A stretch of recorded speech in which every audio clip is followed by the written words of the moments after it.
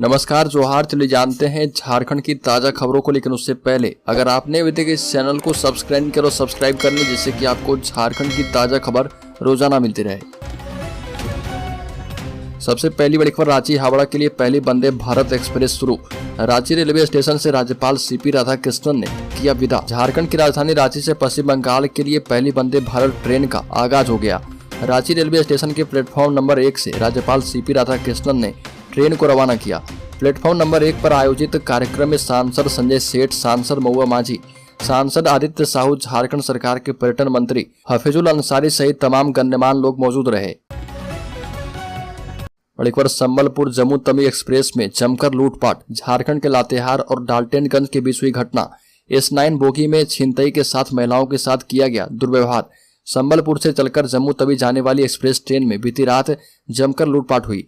लूटपाट के दौरान अपराधियों ने 8 से 10 राउंड फायरिंग की।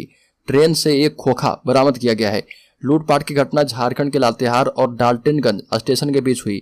अपराधियों ने ट्रेन के स्लीपर बोगी संख्या 9 में घटना को अंजाम दिया। बताया जा रहा है कि लूटपाट के दौरान अपराधियों ने महिला यात्रियों के साथ बदसलूकी की और देर रात जब ट्रेन डाल्टनगंज स्टेशन पहुंची तब यात्रियों ने जमकर बवाल मचाया। इस वजह से ट्रेन यहां लगभग 1.5 घंटे खड़ी रही। बड़ी खबर, रांची के रहने वाली नेशनल शूटर तारा सहदेव प्रताड़ना मामले में अब फैसला आ जाएगा। सीबीआई की विशेष कोर्ट में इस मामले की सुनवाई पूरी हो चुकी है। सीबीआई के विशेष न्यायाधीश PK शर्मा की कोर्ट ने फैसले की तारीख तय कर दी है। 8 साल पहले तक चले तारा सहदेव के उत्पीड़न, दहेज प्रताड़ना और जबरन धर्म परिवर्तन करने के मामले में 30 सितंबर को फैसला आएगा और इसी दिन ट्रायल फेस कर रहा आरोपी रंजीत सिंह कोहली उर्फ रकीबुल हसन, उसकी मां कौशल रानी एवं झारखंड हाईकोर्ट के पूर्व रजिस्ट्रार मुश्ताक अहमद की किस्मत का फैसला होगा। बड़ी खबर, पुलिस तंत्र की नाकामी से अपराधी बेलगाम। राज्य में अपराधियों ने 6 माह में 23 कारोबारियों की कर दी हत्या। इनमें से 9 ने मांगी थी सुरक्षा। बता दें कि राज्य में आए दिन किसी न किसी कारोबारी को गोली मारे जाने या फिर हत्या की सूचना से कारोबारी दहशत में है। सोशल मीडिया या फिर फोन पर रंगदारी के लिए धमकी मिलना तो आम बात हो गया है। अपराधियों का यह खौफ तब और भी बढ़ जाता है जब पुलिस सुरक्षा की मांग पर भी कारोबारियों को सुरक्षा नहीं मिलती। पिछले 6 महीने में झारखंड में 23 कारोबारियों की गोली मारकर हत्या की गई है।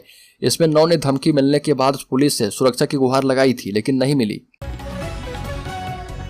बड़ी खबर, 29 सितंबर को बजरंग दल VHP झारखंड में शौर्य जागरण यात्रा की करेंगे शुरुआत। देश के तमाम साधु संत रहेंगे मौजूद। विश्व हिंदू परिषद की युवा इकाई बजरंग दल के द्वारा चलाए जा रहे देशव्यापी शौर्य जागरण यात्रा तहत झारखंड में 29 सितंबर से शौर्य जागरण रथ यात्रा निकाली जाएगी। 8 अक्टूबर को रांची के श्री जगन्नाथ HEC मैदान में यात्रा धर्म सभा के रूप में संपन्न होगी। सभा में हजारों हिंदू जनमानस की उपस्थिति रहेगी। अनेक संतों एवं अखिल भारतीय अधिकारियों का मार्गदर्शन प्राप्त होगा। बड़ी खबर, कुर्मी को ST बनाने में क्या झारखंड सरकार करेगी मदद। बता दें कि विरोध में 25 आदिवासी संगठन बिगुल फूंकने के लिए तैयार हैं। कुर्मी समाज को किसी भी कीमत पर अनुसूचित जनजाति यानी ST की सूची में शामिल नहीं होने दिया जाएगा। कुर्मी समाज लाभ लेने के लिए ST की सूची में शामिल होना चाहता है। यदि कुर्मी ST बनते हैं तो असली आदिवासी नौकरी, रोजी रोजगार समेत अन्य सरकारी सुविधाओं से वंचित हो जाएंगे। तरह की जमशेदपुर सर्किट हाउस में आयोजित संवाददाता सम्मेलन में कोल्हान के 25 आदिवासी संगठनों ने संयुक्त रूप से कुर्मी को ST बनाने का विरोध किया और इसमें मुंडा, संताल, भूमिज, खड़िया, बिरहोर समेत अन्य लोग आंदोलन के लिए एकजुट हो रहे हैं। बड़ी खबर, राज्य में श्रम कार्ड का लाभ उठाने को लेकर महिला श्रमिक भी अपना निबंधन करवाएं। राष्ट्रीय श्रमिक शिक्षा एवं विकास बोर्ड क्षेत्रीय निदेशालय जमशेदपुर के तत्वाधान में खरसावां प्रखंड के बीटापुर स्थित उत्क्रमित मध्य विद्यालय में महिला श्रमिकों STTV प्रशिक्षण दिया गया और कार्यक्रम का उद्घाटन बोर्ड के वरिष्ठ शिक्षा पदाधिकारी राजकिशोर गोप ने किया और इसमें कहा गया कि भारत सरकार इसके तहत 30 करोड़ श्रमिकों का निबंधन करने का लक्ष्य निर्धारित कर चुकी है। अभी तक देश में निबंधित श्रमिकों की संख्या लगभग 29 करोड़ तक पहुंच चुकी है और चिंता व्यक्त करते हुए कहा कि अभी भी कोल्हान प्रमंडल में ग्रामीणों के मध्य जागरूकता की कमी के कारण इस श्रम कार्ड का निबंधन से कई वर्ग वंचित हैं। बता दें कि सरकार ने सभी श्रमिकों को इसमें निबंधन कराने के लिए एक सुनहरा अवसर प्रदान किया है। पदाधिकारियों ने कहा कि छोटे सीमांत किसान, खेतिहर मजदूर, भवन और सन्नीमाई श्रमिक, नाई, सब्जी फल विक्रेता, घरेलू श्रमिक, नियोजित श्रमिक, ऑटो चालक, बढ़ई, मनरेगा वर्कर, आशा वर्कर, आंगनबाड़ी वर्कर, कृषि पशुपालन में कार्य करने वाले लोग असंगठित श्रमिक के अंतर्गत आते हैं और इन सभी का श्रमिक कार्ड बनेगा। मोस्ट वांटेड मोहम्मद तालिब उर्फ टिंकू मियां झारखंड से गिरफ्तार। बम ब्लास्ट, हत्या जैसे कई मामलों में आरोपी है। कोलकाता में 15 साल से ठिकाना बनाकर पुलिस से लुका छिपी खेलने वाले मोस्ट वांटेड मोहम्मद तालिब उर्फ टिंकू मियां गिरफ्तार कर लिया गया है। उसकी गिरफ्तारी झारखंड के दुमका से हुई और कोलकाता के खेदिरपुर डाक एरिया से दुमका कचरेली के किसी मुन्ना नामक सहयोगी के बुलावे पर पहुंचा था। दुमका पहुंचने से कुछ देर बाद ही पुलिस की विशेष टीम के बिछाए गए जाल में आसानी से फंस गया। एसएसपी आनंद कुमार ने सिटी डीएसपी अजय कुमार चौधरी के नेतृत्व में एक टीम को इसके लिए लगा रखा था। डीएसपी गौरव कुमार को भी सहयोग में लगाया गया था और सड़क मार्ग से आ रहे टिंकू मियां को पुलिस टीम ने गिरफ्तार कर लिया। टिंकू मियां के विरुद्ध हत्या के प्रयास, बमबाजी, गैंगवॉर आदि के करीब 1 दर्जन केस बबरगंज, मुजाहिदपुर, तातारपुर समेत अन्य थानों में दर्ज है। अलीगढ़ प्राथमिक शिक्षकों की प्रमोशन का मामला फिर से हाईकोर्ट पहुंच चुका है। झारखंड में मध्य विद्यालय के शिक्षकों को अब तक प्रोन्नति नहीं मिली है। शिक्षा विभाग के निर्देश के बाद भी कई जिलों के द्वारा अब तक इसकी प्रक्रिया पूरी नहीं की गई है। झारखंड में अलग अलग समय में नियुक्त शिक्षकों की प्रमोशन को लेकर आपस में ही उनके हित में टकराव की स्थिति है। हाईकोर्ट के द्वारा पिछले दिनों शिक्षकों के प्रमोशन को लेकर दिए आदेश के खिलाफ संघ ने हाईकोर्ट में एलपीए दायर किया है। एलपीए झारखंड प्रगतिशील शिक्षक संघ ने दायर किया है और संघ प्रारंभिक शिक्षक रूलबुक 1993 के अनुरूप प्रमोशन की मांग कर रहा। संघ के प्रदेश महासचिव ने बताया कि राज्य गठन के बाद झारखंड में प्रमोशन रूलबुक 1993 को अंगीकृत किया गया है। एक बार झारखंड में छात्राओं, महिला कर्मी की सुरक्षा होगी सख्त, जल्द जारी होगा गाइडलाइन। शिक्षा विभाग ने मांगा सुझाव। राज्य के कॉलेजों एवं विश्वविद्यालयों को छात्राओं एवं महिला कर्मियों की सुरक्षा के लिए अनिवार्य रूप से पर्याप्त महिला सुरक्षा गार्ड रखने होंगे। मुख्य द्वार पर भी महिला सुरक्षा गार्ड की तैनाती करनी होगी। मुख्य द्वार सहित महत्वपूर्ण जगहों पर सीसीटीवी से लैस करना होगा। उच्च एवं तकनीकी शिक्षा विभाग ने उच्च शिक्षण संस्थानों में छात्राओं एवं महिला कर्मियों की सुरक्षा के लिए गाइडलाइन लागू करने का निर्णय किया है। इसका ड्राफ्ट तैयार कर लिया गया है, जिस पर 30 अक्टूबर तक लोगों से सुझाव एवं आपत्तियां मांगी गई है। और एक बार हेमंत सोरेन पर आग बबूला हो चुके हैं पूर्व मुख्यमंत्री बाबूलाल मरांडी। लगातार कर रहे हमला, कहा कि खुद को आदिवासी बताकर ईडी से बचना चाहते हैं। प्रदेश के पूर्व मुख्यमंत्री सह भाजपा के प्रदेश भाजपा अध्यक्ष बाबूलाल मरांडी ने कहा कि हेमंत सरकार गरीबों का अनाज बेचकर अपना तिजोरी भरती है। प्रशासनिक पदाधिकारी ट्रांसफर पोस्टिंग के लिए ऊपर पैसे देते हैं, तभी तो राज्य में बालू, कोयला, पत्थर, लोहा और जमीन की लूट मची है। तभी तो हेमंत सोरेन परिवार इस सीबीआई और ईडी की जांच के दायरे में है। बाबूलाल मरांडी कोटागढ़ में आयोजित संकल्प यात्रा को संबोधित कर रहे थे। संकल्प यात्रा के बहाने हेमंत सरकार को घेरने और 2024 में होने वाले लोकसभा चुनाव में भाजपा की जीत सुनिश्चित करने का संकल्प दिलवाया। साथ ही कहा कि हेमंत सरकार के कार्यकाल में उग्रवादी हिंसा में बलिदान हुए आश्रित परिवार की सुधि तक नहीं ली जाती है। गोवंश की तस्करी करने वालों के खिलाफ एक्शन में है झारखंड पुलिस, ताबड़तोड़ हो रही गिरफ्तारी। राज्य के गिरिडीह में गोवंश की तस्करी करने वालों के लिए गिरिडीह पुलिस सामत बन गई है। बिहार, उत्तर प्रदेश से मवेशियों को अमानवीय तरीके से वाहन पर लादकर पश्चिम बंगाल से लेकर बांग्लादेश की सीमा तक ले जाने वाले तस्कर न सिर्फ गिरफ्तार हो रहे बल्कि मवेशियों को मुक्त करवाया जा रहा। पिछले 25 दिनों के दरमियान जिले के पुलिस कप्तान दीपक कुमार शर्मा के नेतृत्व में 11 कार्रवाई हुई है। मवेशी तस्करी की सूचना गिरिडीह के एसपी दीपक कुमार शर्मा को भी निरंतर मिल रही। इन सूचनाओं पर एसपी ने खुद ही मॉनिटरिंग करनी शुरू कर दी है।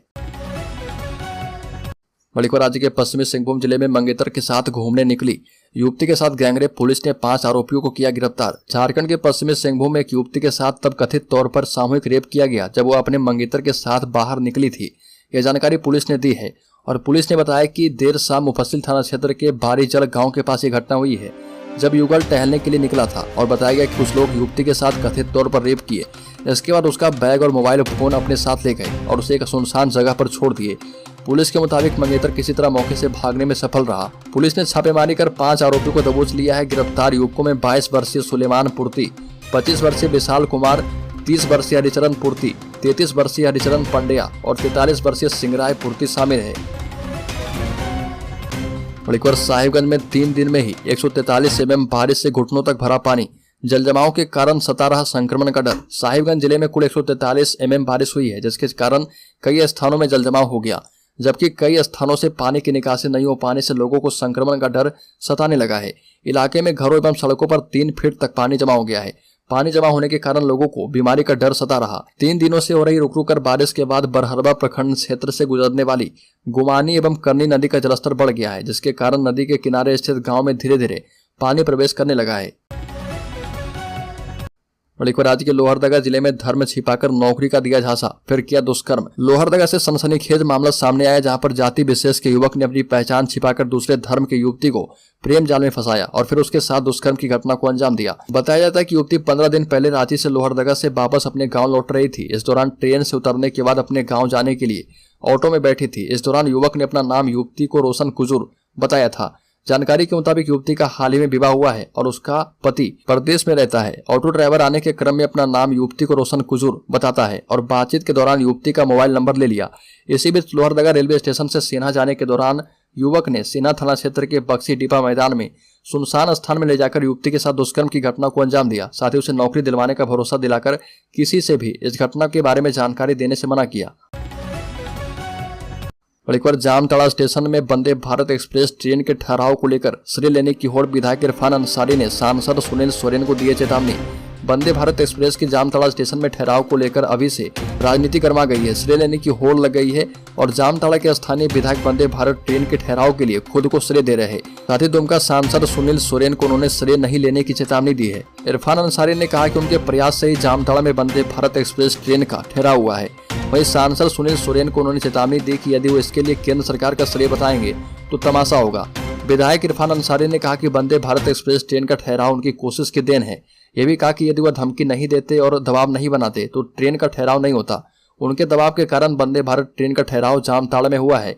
विधायक इरफान अंसारी ने कहा कि वह जहां चाहेंगे अब ट्रेन वहां रुकेगी, नहीं तो ट्रेन को यहां से गुजरने नहीं देंगे।